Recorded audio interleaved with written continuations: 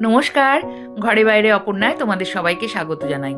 আজকে আমি বানিয়ে নেব ছানা ছাড়াই রসমালাই। এটা আমি করব সুজি আর নারকেল দিয়ে।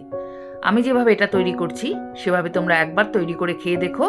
আশা করছি এর স্বাদ তোমাদের খুবই ভালো লাগবে। এখানে আমি 1 কাপের একটু কম নারকেল কোড়া নিয়েছি। দিয়ে দিলাম 1 কাপ সুজি।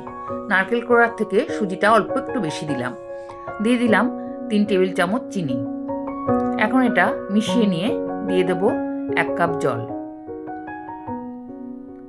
এখন আমি এটা দিয়ে একটা মণ্ড তৈরি করে নেব। যতক্ষণ না কড়া থেকে এই মণ্ডটা ছেড়ে আসছে ততক্ষণ আমি এটা তৈরি করব।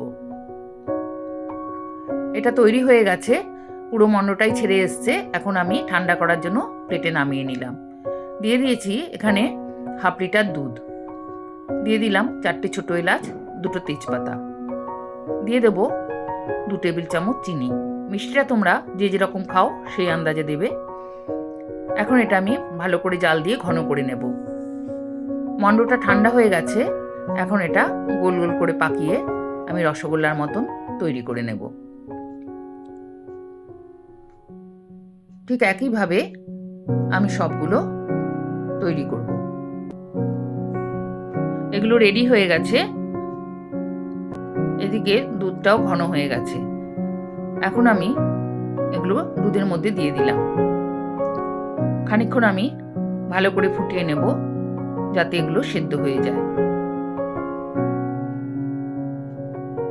ভালো করে আমি ফুটিয়ে নিয়েছি, এগুলো সব সেদ্ধ হয়ে গেছে।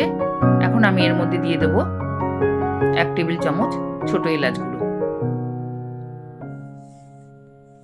এটা ভালো করে আমি মিশিয়ে নিয়ে আমি সার্ভ করে দেব। এটা তৈরি করতে একদমই কম সময় লাগবে। তৈরি করাও কিন্তু খুবই সোজা।